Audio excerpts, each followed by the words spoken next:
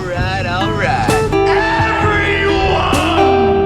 Time for the Get to the Point review. Welcome, everyone, to the Get to the Point review podcast. I'm your host, Kelly McKinney of Hohenheim Productions. And I'm your other host, Josh Gibson from Fourth Wall Players. And this time we are joined by a very special guest, Charleone Thompson, actor, musician, and chef. And Charleone and I have worked together on a couple of projects now, right? We've been, it was Sunshine Day, and have you worked, I feel like you've worked on everything I've worked on with Lawrence. Yeah, I feel like we definitely crossed paths on more than one occasion. Sunshine Day was the biggest one, for sure. Yeah, probably. Yeah, for sure. That was a great project. That was one of my first features that I worked on in Chicago. It was a lot of fun. Me too. It was my first indie film and my first kind of speaking gig too. Yeah, and I remember that. And we even had the special effects shots and everything, man. That was a lot of fun. Gosh, yeah, it was definitely a lot of fun. That was pretty crazy. That was crazy. Well, so Charleone, so acting, what have you done since then? I know most recently I see a lot of posts about you're doing a cooking show now, right?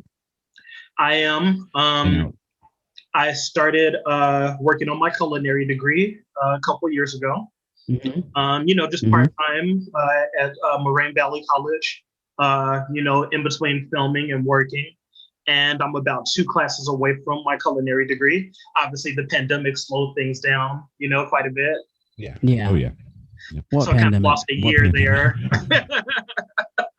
But now I'm back chasing it down. We all did. Right. And I see those posts. So those look nice. So specifically, what's you're working on a show, though, too, right? Like, is it a show? I thought I saw video clips, interview clips. Well, so during the pandemic, obviously, not only did school come to a halt, but productions pretty much worldwide came to a halt. So I decided to take the time to kind of develop my own craft. And I turned my apartment into 2 film sets. So in my dining room area, I turned it into my cooking show set and, kind of decorated it with pictures of different things that I love in food. And I bought a bunch of film equipment and I downloaded, Adobe Premiere Pro and Creative Cloud and started interviewing people. And so basically the premise is I cook a different dish every episode. And I interview people that I've worked with in the industry, actors, directors, musicians, writers, and whatnot. And we eat the food and we discuss their past, present, and upcoming projects. And it was just kind of a way to, keep those creative juices flowing, in the slower times of the pandemic. And we've got about 3 episodes under my belt now, really good viewership, for a YouTube cooking channel that's just getting off its feet. And at some point, of course, I'd love to interview you guys. Yeah, awesome. That'd be awesome, Definitely. Man. I always look for. I like food. To come to Chicago. Yeah, right. I love food. I love food too. Yeah. So, where's the or should we be expecting a new album soon, too, with your music career? So, I kind of shifted my focus a little bit. I've been singing and writing songs my entire life, as long as I can remember. Acting, I didn't discover until maybe 6-7 years ago. So I would say when I first started, my focus was maybe 90% music, 10% film. Now, 6 years into the game, my focus is probably 95% film and 5% music. Yeah. 5% music. So, I probably average a song a year anymore. I love music. Film has just been kind of an easier path to break into, if that makes any sense. Yeah. No, absolutely. Well,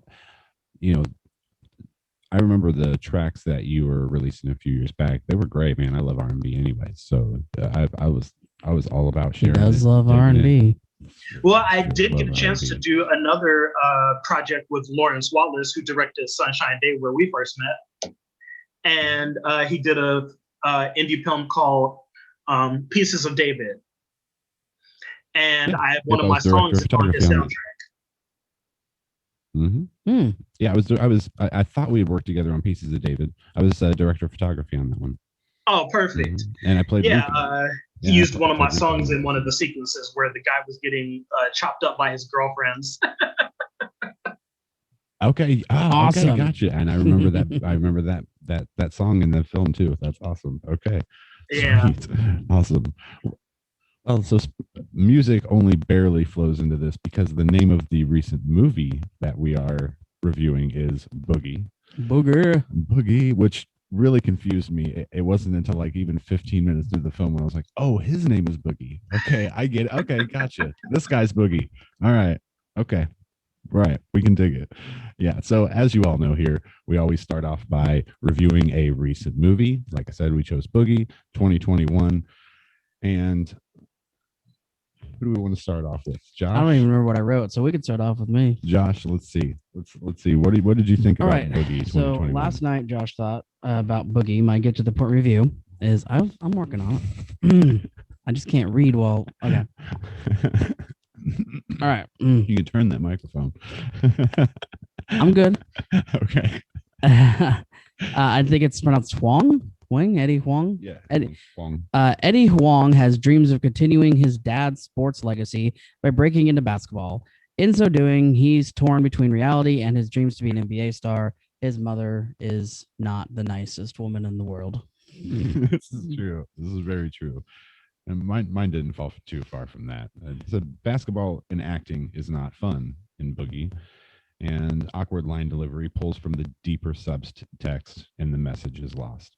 And I'm confused as to why the mom is painted as the antagonist, why she was painted as such the bad guy. I felt like she was overly hostile in every scene that she was in. Right. And all she wants the best for her son, and she wants them to stop dreaming and chase something realistic. And what was realistic in the end is still not necessarily, it's not the dream, but it's getting you much closer to where you wanted to be. Now, of course, the way it turned out, Yeah. everything else, but so I expected more from the film because of the hype. But yeah, Charleone, what did you think of Boogie? Are you at odds with us? Did you just love every moment of it? I mean, I thought it was entertaining. I wasn't really sure what to expect. Obviously, it's an indie film and specifically a focus feature. So you kind of know, like, right when you see that, you kind of have a general idea of what kind of vibe you're going to get, Right.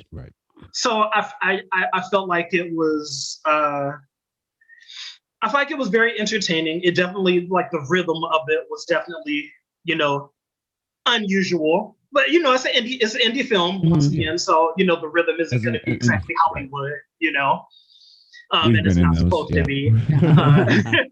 We've been in those before. Yeah. I agree with you. The mom was a bit antagonistic, but I think they spent a lot of time trying to kind of explain where she was coming from, with the marriage that she never really wanted.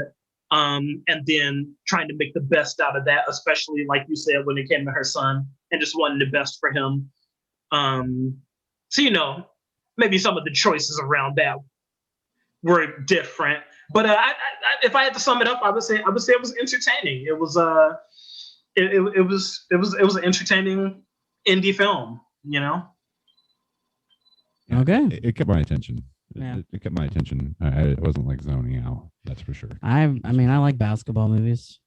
Yeah. Well, I felt like this one didn't basketball as much as I thought it was going to. And which brings us perfectly segues into the next part, because as a joke, we review a review of the movie.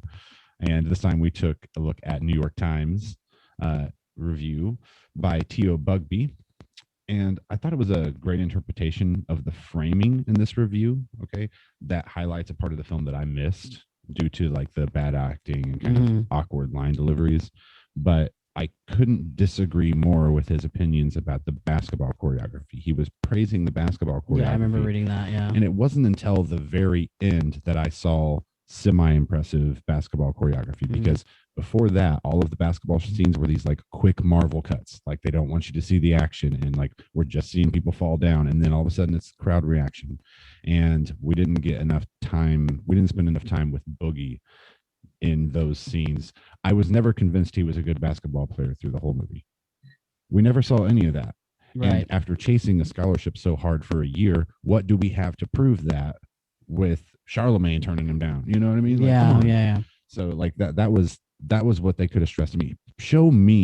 Impress the audience with his basketball skills so that we're rooting for him. Yeah. And Show, that would don't have, tell. yeah, that would have put a lot more emotion into the movie for me. Mm-hmm. And then, gosh, I mean, awkward line delivery here. Like, I couldn't believe it. We were like 5 minutes in the movie, and he's like, "You have a pretty vagina." That is not a pickup line. Yeah. That is not a pickup line. At least not a good one. At least not a good one. Yeah, it worked. It worked because it was written in the script that way. Because it was written in the script that way. We won't know until we test it out in real life. I mean, I won't recommend it, but okay. Well, I think we're about 5 years past the time frame when we can use that line and get away with it. Yeah. Fair enough. Fair enough.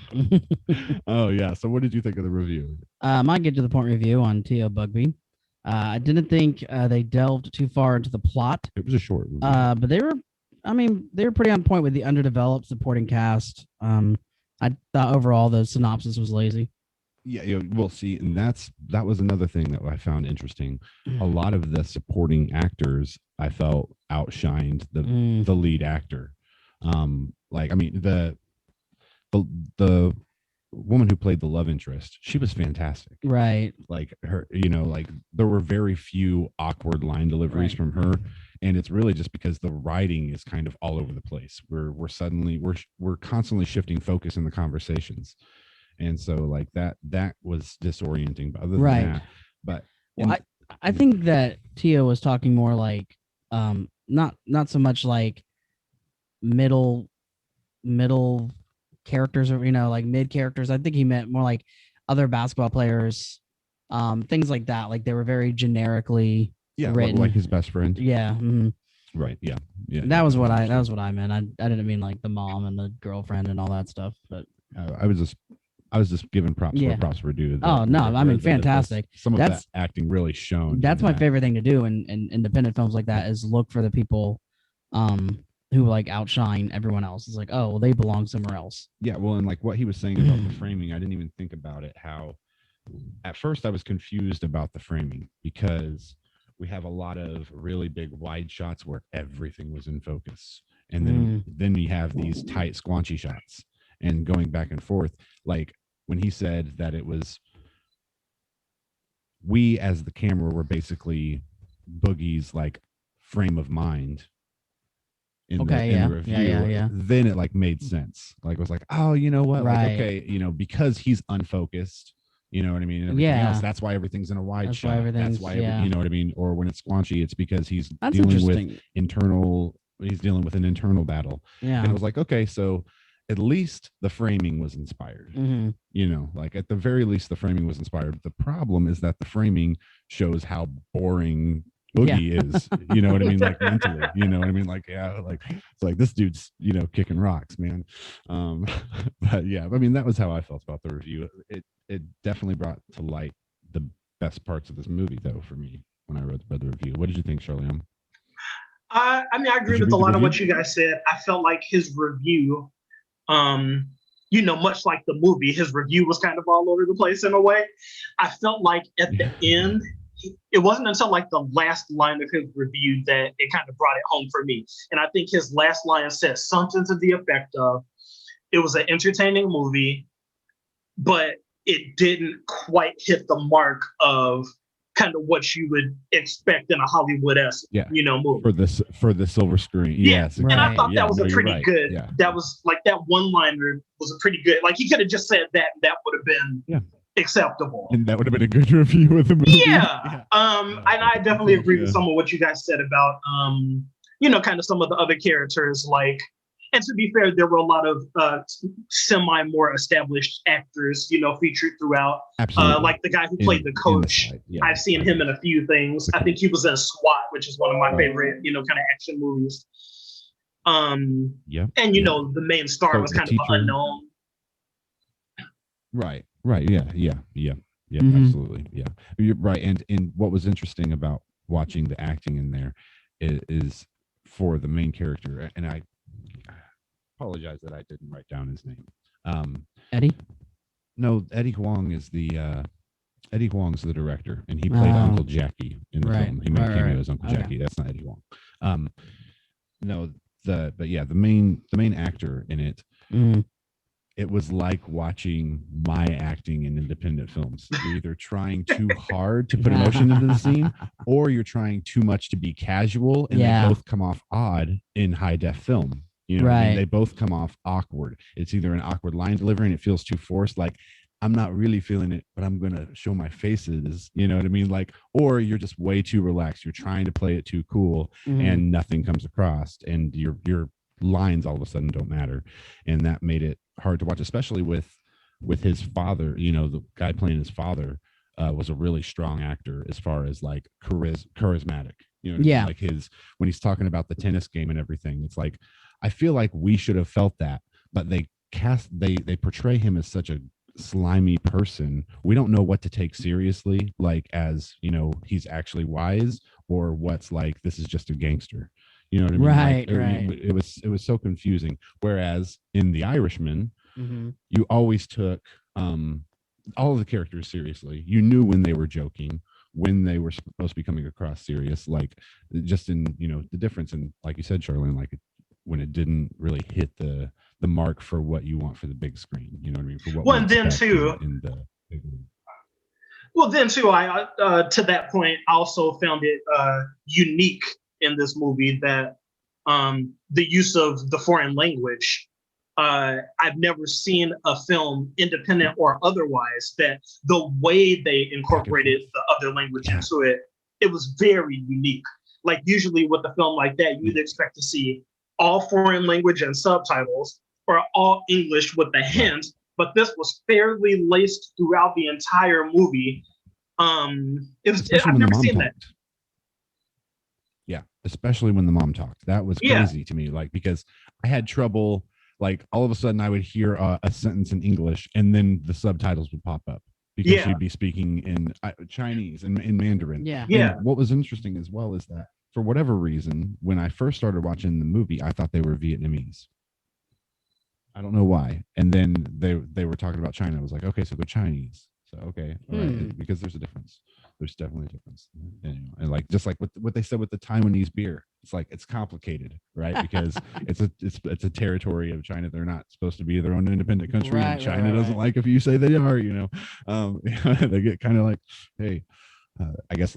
That's kind of like with Puerto Rico, right? Do we get upset if Puerto Rico says they're a country and not a state or territory? I don't know. I don't get upset. I don't know. Puerto Rico can be whatever they want to be. Yeah. Right. Well, so yeah. So I mean, I'm glad we're all kind of pretty much in agreement. Yeah. There were definitely enjoyable parts of the movie. I just the seeing the awkward line deliveries and the acting just brought it home. It's like, man, you know, like it's hard for me to get past those things, like personally. It is. Well, I mean just for me to attach myself to the story, you know what I mean, when I see that, and it's like, right, it just makes me want to improve my own movies better, because now I know what happens when people watch my movies. You know what I mean? When my independent features, when Jake reads a line in the here and now. When Jake reads a line in the here and now. Yes, exactly. We love you, Jake. We love you, Jake. We still love that movie too. It's so awkward. It's so awkwardly done. Like it somehow works. It's somehow charming. I don't know how. Oh, okay. Well, anyway, being that Charleone has endeavored to put forth with the culinary arts, we decided to make the bulk of this episode our basically favorite movies and TV shows about food or chefs. We didn't really narrow it down. Mine's just about food, basically. I've got a mixture. Here on my list for sure. And Charleone, would you like to kick us off with some flavor on absolutely your first pick? I mean, okay, so if we're gonna talk food and film, I would have to start out with, and it's kind of two sides of the same coin. So I'm going to throw two movies, but it's two sides of the exact same coin. We got to talk about Goodfellas and The Godfather. Okay, so both mafia movies, both Italian in nature, and you see a ton of Italian references, food, cooking dishes, and is laced throughout the movie. And obviously, Goodfellas and The Godfather are classic movies, some of the greatest films of all time anywhere in the world. And I think a big part of the success of that is kind of the feature of the food. So you might have Paulie, in the kitchen, talking about how he likes to dice up garlic and onions to the point that they liquefy in a dish. And by the time he's done, you're just like salivating, like, oh my God, that looks so good. And then he's like chopping up, Italian sausage, and just throwing it in the pot. And it's like you just smell it and you're living in it, Those are two movies that every single time I watch them, I'm going to be starving practically to death by the time I'm halfway through the movie. Yeah. That's interesting that you brought up Goodfellas, because I always think of the scene where when they all actually went to jail, how it was cushy and they were all like in a giant kitchen in a room together. There was even a phone there and everything else. They could talk to people on the phone. And it was like we just had a feast every single day. They bring us fresh groceries and everything else. Right. Yeah, and then you see the bread and you see the wine. You got red and you got white. So now I'm hungry, I'm thirsty. I'm like yeah. I feel you there. Nice. Yeah, good call. Have you got a gangster movie? No. Well, then I'll go with a show, a TV show that equally makes me salivate and hungry every single time, and it ends up being the worst possible thing ever for my diet, because it's a 45-minute show. So by the time I would get any ingredients together to make like the first dish, they're already to the third dish in the show. Right. And that'd be the Great British Baking Show. Like started in 2010, and I summarized the show for those who aren't familiar with it to say amateur bakers compete for a cake stand, in a gorgeous reminder of what reality TV can be if you don't muck things up about with manufactured tension and obscene drama. Like this is what's most amazing to me about this show, besides just the baking is really good, it's very, very creative, is that it's a reality TV show with no manufactured tension or drama. It is just the only time we feel pressure is when the contestants feel pressure. We don't have some guy going, and Lydia just messed up her dish. Yeah. Let's see if she can recover. And then like zooming in on her crying. They don't do that. No, like if someone's crying, the hosts like take them over the side and is like, are you okay? No, calm down. It's all right. You're going to be fine. Like trying to really calm them down and everything. It's like, they care about the people there. And they do all of that. Like, I want to say it's 13 weeks or something like that for a cake stand and a bouquet of flowers. That's it. Not for $10,000. And a lot of times they have to pay out of money for their own dishes. They're responsible for their own ingredients. Like it's pretty serious. They spend a week preparing, like, for each weekend that they go onto the show. It's pretty intense. And like no manufactured tension, just talent, people, and critical cooking. They're critical about the skills, and we get to see Paul Hollywood's tan and hairline develop over the years. It's really fun. Right. So, but every single time I watch that one, like I get hungry for something they're making, and because I don't have time to bake before the episode's over, I just end up getting like those little muffins. Like the little muffins, the bag of muffins, like 6 bags of muffins, and I'm like, oh, it's not claggy, you know what I mean? Because I'm a goofball, so I have to eat them and like pretend I'm critiquing the perfectly delicious cakey muffins. Wow. Yeah, it's pretty pathetic. What do you guys? I wasn't gonna say pathetic. I mean, I've never been a huge fan of any reality TV shows, so unfortunately, I've not watched anything like that. And for some reason, I just seem to have a blank spot in my movie thing with chef related movies. I do have 5 movies though. So my first get to the point review is Waiting. And I said the dramatic retelling of the traumatic events of a few unsuspecting servers in a steakhouse overrun with the perfect storm of asshole customers. That's a brilliant movie, which of course we do have a Note of Brilliance episode. We do have a Note of Brilliance of as well. So if you're already on the YouTube, check it out. Yeah.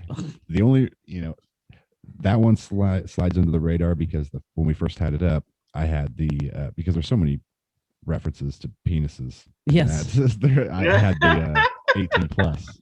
I had the 18 plus warning on it before.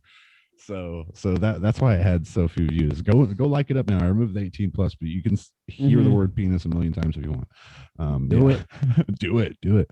Yeah, Waiting. That's a good film. I mean, I'm so surprised. I mean, I'm not surprised in today's day and age that it has such low ratings. Right. But you'll note that it has a very high audience approval rating, both because Ryan Reynolds and Justin Long are brilliant, and so is Anna Faris. Justin Long. Oh, and Anna Faris too. Yeah. Yeah, but also because anyone who's ever worked in a restaurant can relate to those people right away. Oh yeah. You always can relate to somebody in that freaking film. I knew all those people. I knew all of those fucking people. Yeah, like no doubt, in every restaurant I've ever worked in. Yeah.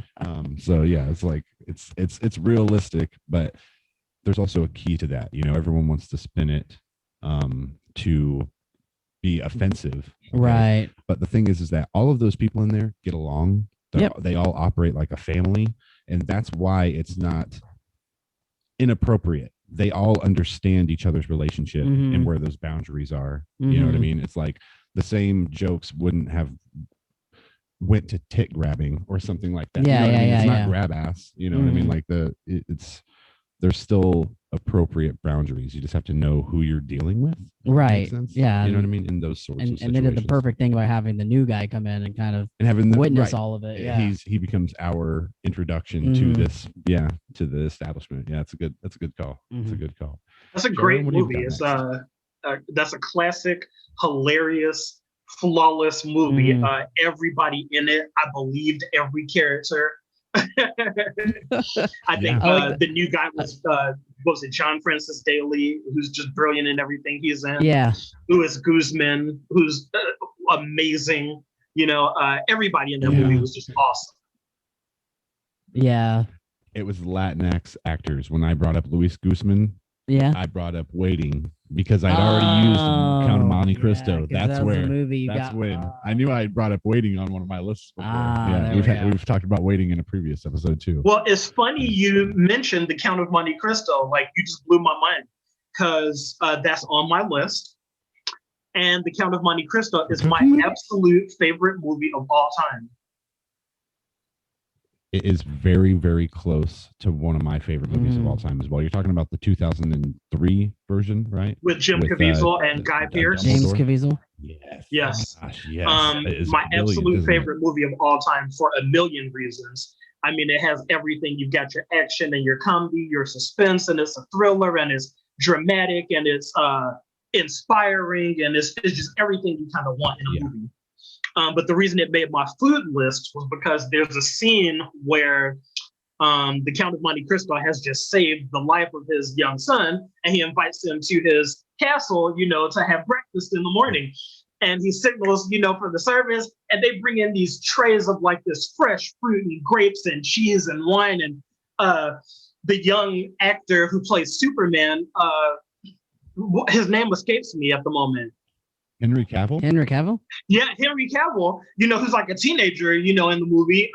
He like licks his lips and he's like, man, this food looks amazing, That is Henry Cavill. Yes. I just realized that I have that movie. I've watched it a million times and I just now realized that's Henry Cavill. That's him as a teenager, It is. And even as a teenager, like, he nailed it. Like, you can see this kid, have a bright future. And I just love that scene so much. And it's another one that every time you see that scene, you're instantly hungry, Yeah, no, and especially considering, like just the whole story, what leads up to that scene is just so great because we're like, he's got him in the palm of his hands, we feel for Edmond Dantes. We're like, yes, you got it, man. And then, like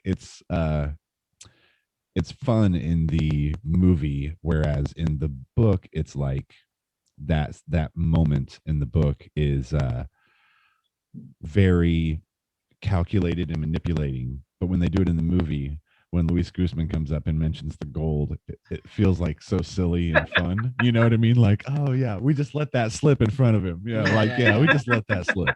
Like, love it. Like it's not going to get back to father, right? Yeah, right. Love that. That's the Spada shipment. Right. Yes, exactly. Right. Yeah, freaking love it. Yeah, that's one of my favorite movies of all time too, man. That's great. I rarely hear people praise that movie, and I freaking love it. Well, It's that's like why one you of my surprised go-tos. me when you brought it up, because I almost never hear anybody speak about it either. But it's pound for pound my favorite.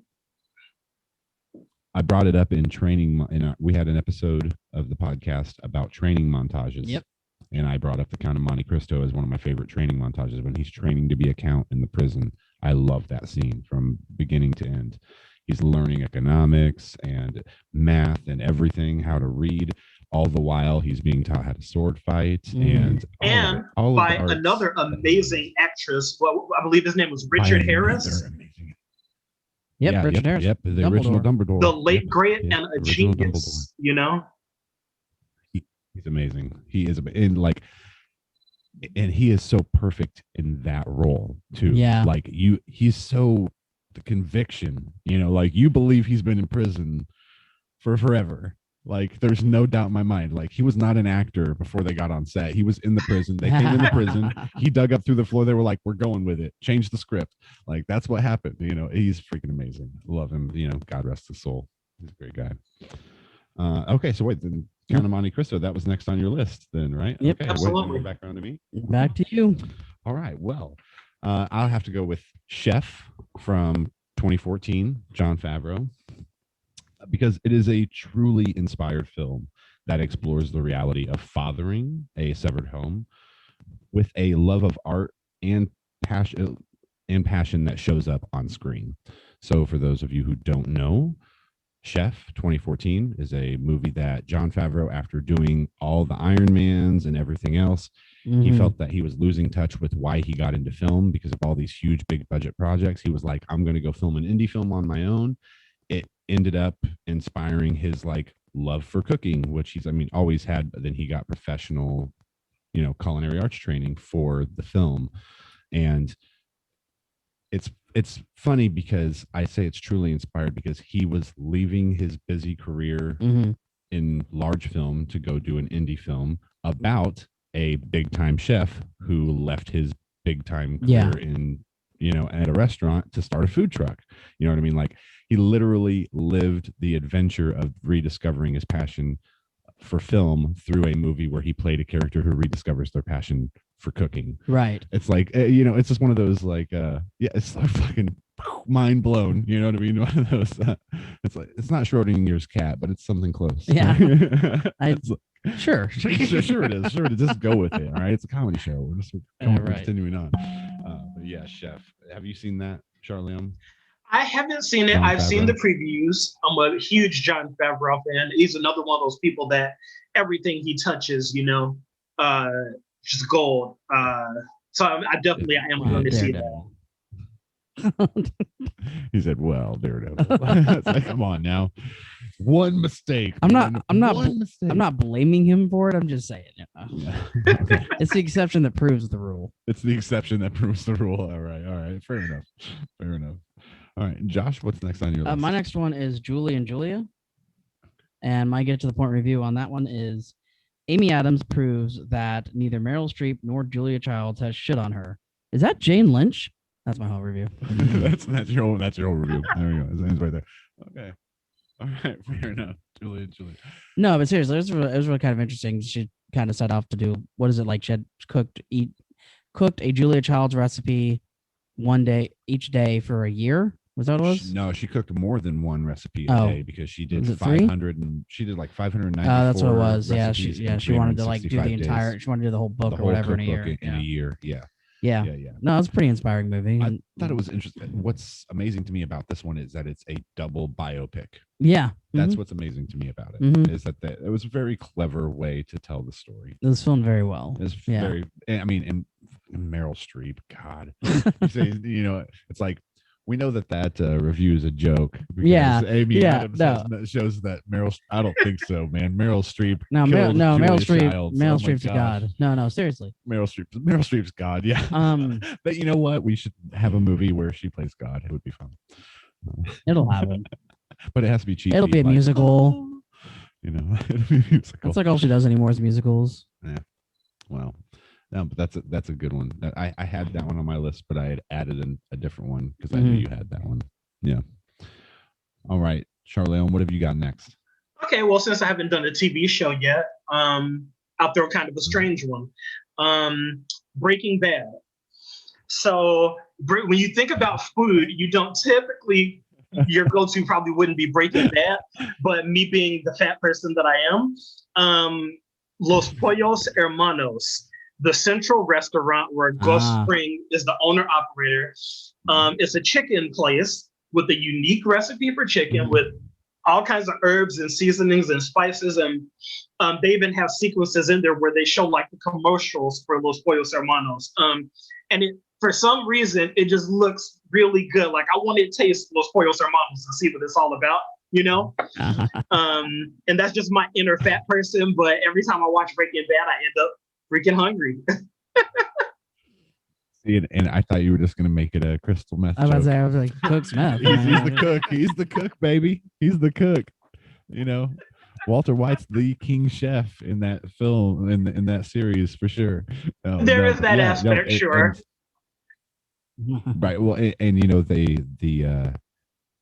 it's supposed, you know, like Los Pollos Hermanos is supposed to be like making fun of KFC, sort of, in a sense, because of the 9 secret herbs and spices. And I forget what Gus Fring's recipe was, but it was something. It was like a single digit number, special herbs and spices. When I remember the commercial too, because they show like the breadcrumbs and the flour crossing over. Yeah, I think it was like 9 herbs and spices or something like that. It looks pretty interesting though. Yeah. And I thought I heard they were saying something about recreating the restaurant, kind of a Universal Studio style. Like they have on The Simpsons, they recreated like Moe's Tavern and Krusty Burger and all of that. I think they were talking about doing that with Los Pollos Hermanos.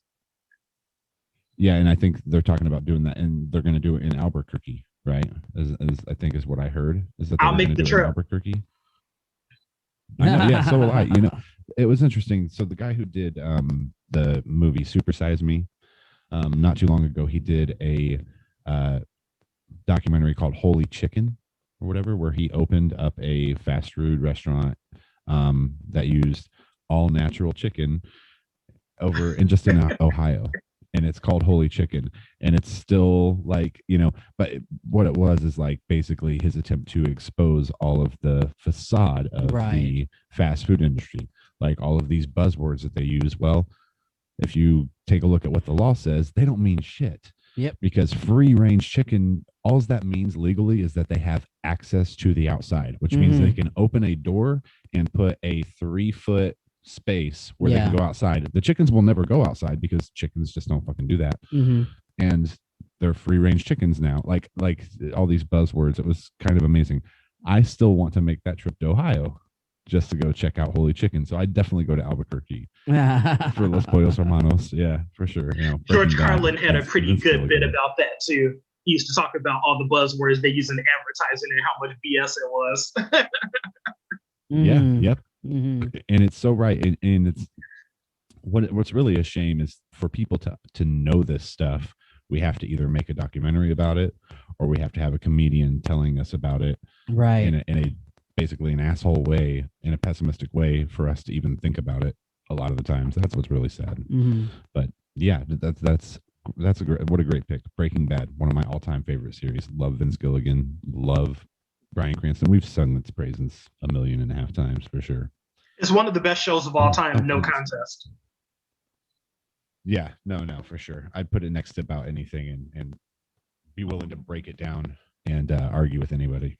And let's see. I think what we'll do, because we're talking about food that makes you hungry. Okay, I'm gonna go with All Dogs Go to Heaven, 1989. Okay, and this is because this is one of those things where it's like it makes you hungry. It's the pizza. We discussed this right before the show. The pizza in that movie looks so good. The cheese is just melting off of it. You know, like it's animated, but the cheese is the same thing with Teenage Mutant Ninja Turtles. It always looks but you want to eat it. Just like the bread in Aladdin. Like I always wanted that bread. Like that bread looks so stiff and like perfect and fresh. It's so yummy. It looks animated, but it still looks amazing. And so to summarize, All Dogs Go to Heaven, for those of you who haven't seen it, it is a reminder that drugs were more than just a prop on film sets in the 80s, and yet an endearing animated film from my childhood, for sure. So, Yep. yeah, the pizza. That's another Don Bluth one. Don Bluth. Gosh, he's amazing. All the Hollywood best, screwed him over. most of the best cartoon movies from our childhood were Don Bluth. Yeah, Saber Spark is another YouTube channel. He has an excellent video about Don Bluth's career and kind of how Mhm. Hollywood screwed them over. Oh yeah. And amazing talent. Very unique animation style. Mhm, Loved mhm, him to mhm. death. So John? my next one is on The Princess and the Frog. Okay. And you know what? my get to the point review on this one is Tiana must deal with an unforgiving loan company and a non-sympathetic best friend to start a restaurant in New Orleans. After taking an adventure as a frog, she convinces her friend to front her money to start her dream restaurant. Happy ending. No, seriously though, the food in that, the beignets or whatever, that I want to try them. Yeah, no, Binging with Babish has done an episode Mhm. on the food in Princess and the Frog, as well as in Breaking Bad, and pretty much every movie we've talked about so Yeah. far. Yeah, binging, Babish is all over that stuff. Mhm. He's got it taken care of. I love his recipes for a lot of things, by the way, too. It's great. And Charleone? Well, so Next one on your list, sir? I did have Teenage Mutant Ninja Turtles was on my list, just for the record. Was it the pizza? Absolutely the pizza, especially in part one. I mean, if you're not craving pizza after part one, I don't know what to say. But I don't know. To shift gears, I was thinking about Beetlejuice. Amazing movie. Obviously, Tim Burton's a genius. Yeah. Obviously, Michael Keaton's a genius. You had Alec Baldwin and Gina Davis. Michael Keaton's the boss. Catherine O'Hara. Like, the whole movie's just flawless. Winona Ryder. But the it really theme, is. kind of silently through the whole movie, was Chinese food. I think they had Chinese food in every major scene of the movie, from beginning, middle, and end. Even the big dance sequence where the food like attacks them, and like. Yeah, Right. yeah. The only thing that wasn't necessarily Asian food was the shrimp Right. cocktail. And that was, but everything else was. No, you're right. It was a lot of Asian food. That's awesome. And They even talked about Winona Ryder's character talked about like the MSG, and the soy sauce and all of that. But even so, I can't watch that movie without craving, some Chinese. And Chinese is just one of those things. Like, I went through a phase where I had it once a week for years. Like every Sunday was Chinese food day. Mm-hmm. Wow, interesting. I did the same thing with the Hong Kong buffet in downtown Kokomo through most of my high school years, but it was on Saturdays. Nice. Is when I'd go and I used to weigh 310 pounds, so this explains. I used to spend 4 hours at that buffet from like noon until 4 p.m. on Saturdays. Mm-hmm. Wow. Learning Chinese, talking with the owners, and eating the entire time. It was pretty bad. I love it. Like bell peppers and beef, man. Like, getting down, man. Oh God. And with chopsticks the whole time. It's gotta be authentic. Right. gotta be authentic. Nice. But yeah, and that's interesting. It makes me want to go rewatch Beetlejuice just to be like, yeah. I mean, because I definitely remember, especially because their first few nights in the new house, that's what they're eating. Yeah. I remember because of the boxes, and Catherine O'Hara slamming it down like, oh, upset. Yeah. There's been a lot of talk about redoing the movie. I think they've been considering it for some time now. It might actually come around full circle. I thought they were doing a sequel. Okay, a sequel. See, because I honestly, I'd hate for them to redo something that's already perfection. You can't mess with. Yeah. No, yeah, that's what I meant. I think they were gonna. It's like redoing Clue or something. Like, right. But a sequel that would be interesting. Yeah, I mean, I'm always hesitant about it, but like, especially 30 years later. Especially 30 years. But I mean, the thing is what we don't question is anyone in that cast and their ability to pull it off. Like, right. Every single one of them could come back for the sequel, and they're all tip-top shape. Catherine O'Hara just finished Schitt's Creek, right? We've got Winona Ryder was in Stranger Things. Ryder. I was the Stranger Things, yes, and she killed that, right? Michael Keaton, I mean, Birdman, the founder, everything he's been doing pretty for the past like 10 years, right? And they're bringing him back for Batman, I believe, in one of the upcoming movies. Yeah, they are for the Flash movie. Yep. Yeah. Really? Yep. And not Affleck. No, I think Not they're Affleck, going but Keaton because there's they're- like a alternate universe type of an angle. I saw in it's one like of the yeah, universes. it's yeah, like a that's right. multiverse. Yeah. You know, I should have thought of that because the Flash movie, because Yeah. he's going to be exploring hitting this time barrier. Right. I'm excited. I can't wait to see it. Gotcha. Yeah, no, I think that'll be excellent. Yeah, that'll be. I mean, So what do you think comes out first? The new Flash movie or Black Widow? That's been our running joke. What's going to come out first, and then whatever it is, or Black Widow. Yeah, I don't know. I thought Black Widow was supposed to be out. It's supposed to come out July 9th. But Okay, I still like making You the think- joke you because think it they're has gonna been push like it 2 back? years. Yeah, for sure. It feels like 2 years, so it's been Nice. that long. But Okay. All right. Let's see then. Kind of my last two. All right. I'm going to go back to TV shows here, and it's another reality TV show. okay. Yeah. You're gonna. I mean, you can watch all the reality TV you Oh, want. I'm I just don't. Well, I've never been It's crazy Kitchen about Nightmares. reality TV either. no, me neither. And this is the thing. I will like tear. game show things are cool. You know, like I'll they're tear okay. I'll tear reality TV apart all day long. There's just a few shows that I really like, like Kitchen Nightmares. Like I like Kitchen Nightmares. I like Gordon Ramsay because I know that he's not actually an asshole, right? Like we know he's not actually an asshole. He plays that character on TV. He's actually a great cook. I've cooked a lot of his recipes. They're freaking amazing. He knows food well. He knows the science of it, and I appreciate that more than anything. Someone who knows the science of cooking, like that's how I study chemistry. So somehow seeing a Brit abused colonists who didn't know how to run a successful restaurant is oddly satisfying and makes me miss working in the food industry when I watch Kitchen Nightmares. Like Right. I never get tired of, like it's one of my daughter's favorite shows too. Me and her will sit and watch Kitchen Nightmares and she'd be like, I don't understand why they think that's fresh. That looks disgusting. It's kind of fun watching her freak out about it. But yeah, like I just love it's both relatable because growing up in Kokomo, we've seen plenty of shitty restaurants, our whole lives. At the same time, I've worked in enough fresh food restaurants that serve, like, it feels great to serve great food. Right. Yeah. When you serve a great, like, you are proud of it. You're anxious to get it out to the table. You want your customers to be happy. You look forward to going out and collecting the tip because you know that they were satisfied when they walk away. It's really great when you know that you're basically working for a chef rather than for a brand name. Right. You know what I mean? Right. It's a whole different ball game. So yeah, like you get to see both sides of it in Kitchen Nightmares. You see the shitty business with no chef, where it's actually a cook who gets paid hourly and not a chef who gets paid salary. Yeah. And then they are being trained how to run this business by an actual chef. So you get the best of both worlds in that show. In each episode, I get to learn from a master and learn what not to do.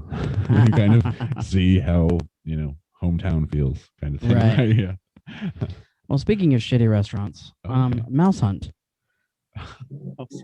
And oh no. my get to the point review on this one is two brothers in the restaurant business inherit a haunted house occupied by a demonic mouse. In Home Alone style, the mouse outsmarts the two grown men repeatedly until they finally give in and give the mouse their souls. Yeah. It sounds like you went the Tim Burton route on that one. Yeah. But yeah, no, that's kind of accurate. What do you think of the implications of the movie? It's Watch kind the of movie accurate. again. Yeah, It's well, pretty. No, I well, see, this is the thing. I've watched it recently. Oh, yeah? Because when I forget what episode it was we were doing, I had to watch Mouse Hunt, and then it didn't make my list. Oh. Yeah. So I wonder what that would have been. I've watched Mouse Hunt recently. I know. Kids movies, maybe? I think it was kids movies. Because it's a little adult to be a kids movie. Yeah. It's I think it was kids movies. I might have watched. Still, it. the best part is the part with Christopher Walken as the pest control guy. Pest control guy. Oh my gosh, it really is great. Who doesn't love Christopher Walken in anything? Right. I've done. He's the best part of every movie he's in. Yes. Yes. All right, and so that was my number 4. That was your number 4. Okay, yeah. So, Charleone. Okay, I'll go with Number another 5. weird one. I love unusual ones about food. I'm gonna have to go Hook, with Robin Williams, the Peter Pan There you movie. go.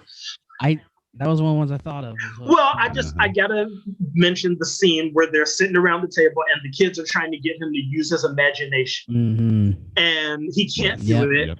And he's talking about how he's just hungry for like bacon and coffee, and the way Robin Williams, he can just describe something and you're mentally there, you know, while he's describing it.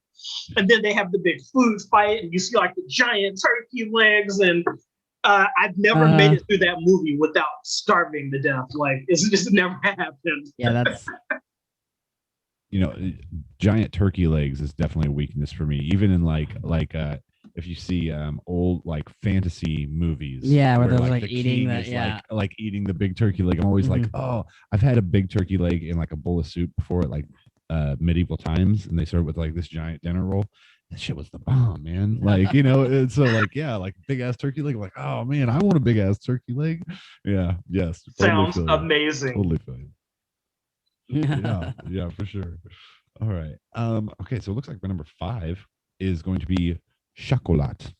There you go. From the year 2000. And for those of you who don't know this movie, it is a French fairy tale that sweeps you off to a totally different world, and where chocolate is a vessel. And so like this, it's such a unique drama romance movie for the sake that it feels so fairy tale. Like it feels otherworldly and fantasy, yet everything's still grounded in reality. Like it's just this really amazing mysticism type feel, like impression that you get just watching the movie. Right. And I remember the first time I watched it, I expected not to like it, just because I was like, oh, it felt like it was supposed to be a Lifetime special when I first started, just in the first like few instances, and then the narrator sweeps you away and you're like, oh, okay, like, this is cool, this is already cool, like you get the Little Red Riding Hood vibes and stuff like that too. It's very interesting. So it's interesting that you mentioned mystical candy, and that I did my 2 out of order, my last 2. My last one is Willy Wonka and the Chocolate Factory. And my Get to the Point review is a documentary of shut-in Gene Wilder, RIP, luring unsuspecting children and parents into his mansion so he can systematically pick them off in increasingly convoluted ways. Inspired the Saw movies. Inspired the Saw movies. No, but like, you remember all those scenes, like when they're licking the wallpaper, or oh god. Like, what is it? I want to say it's the Corridor Crew. They made Willy Wonka and the Chocolate Factory rated R. Oh, yeah. They did a rated R version where, like, it's all gruesome deaths of the children. Right. Yeah. And, it's because you just have to consider the implications. You just have to think. Yeah. It's like when it comes down to it, because it's only because of a movie and suspension of disbelief that we're like, oh, those kids are fine. Those kids died. Yeah, he has dead children in his furnace, in his chocolate pool, shrunk in the backyard, that probably tossed out with the rest of the trash and crushed under all that weight. Yeah, it's pretty gruesome. It's definitely pretty gruesome. All right. And so that's wraps all us up, right? Yeah. We each had 5. Charleone, have you got any honorable mentions? Honorable mentions for sure. Wedding Crashers. Aside from it being one of the funniest movies of all time, in my opinion, the whole plot is around weddings, and weddings, the whole plot is around food. So they're constantly bouncing around for weddings, eating crab cakes and little Reuben sandwiches, and just crab cakes. I can't watch Wedding Crashers without being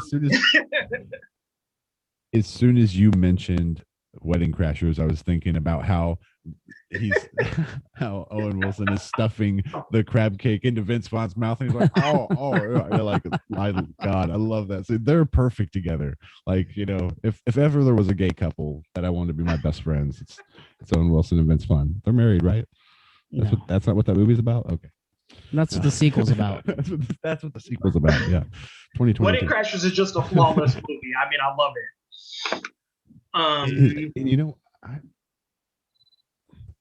What were you gonna say? That it got off. I wanted to say that it got awfully low ratings from critics, right? From critics, yeah. The audience which loved it. Disappointed the hell out of me. I mean, it's just It's a raunchy comedy. Critics always underrate those. Yeah, they do always, which is interesting to me considering the light of Hollywood that's come out over the past 2.5 years. Yeah.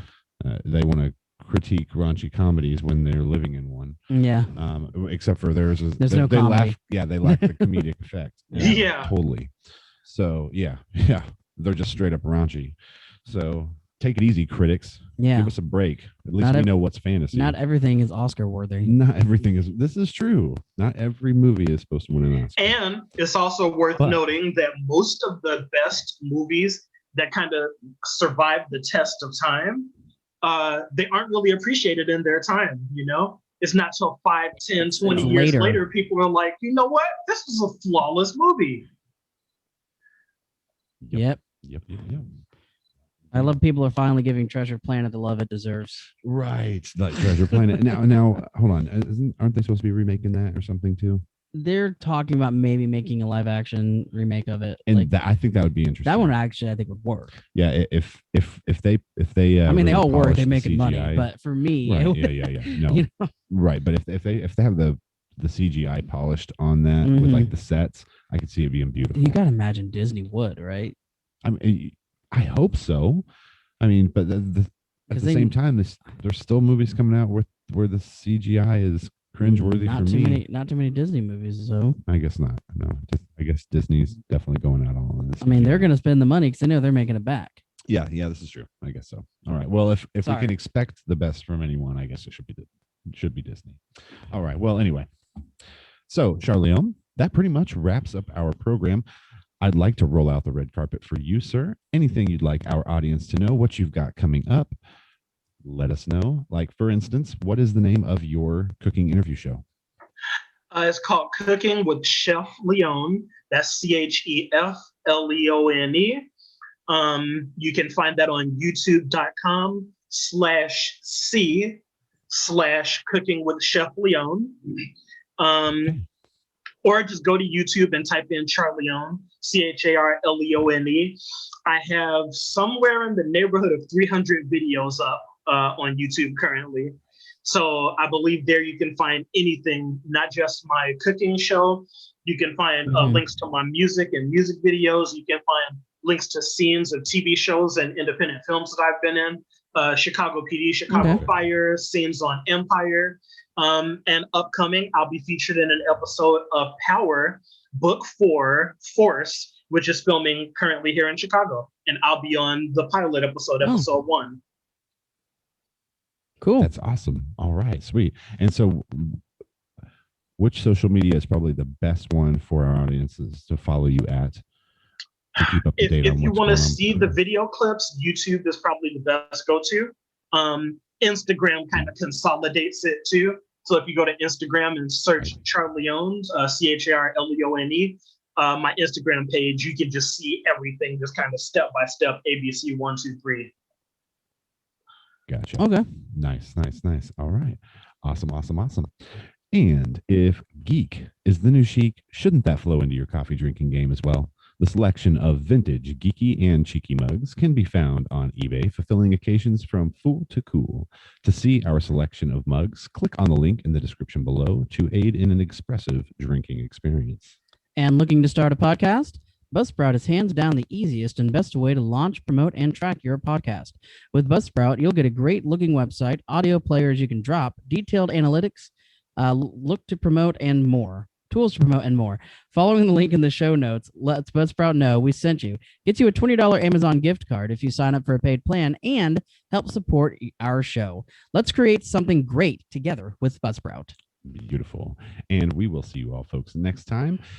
All of the links for Charleone's channel, Instagram, etc. will be below. Charleone, we thank you very much for joining us, brother. That was great. Thank you for having me. Yeah, thanks, man. Get to the point.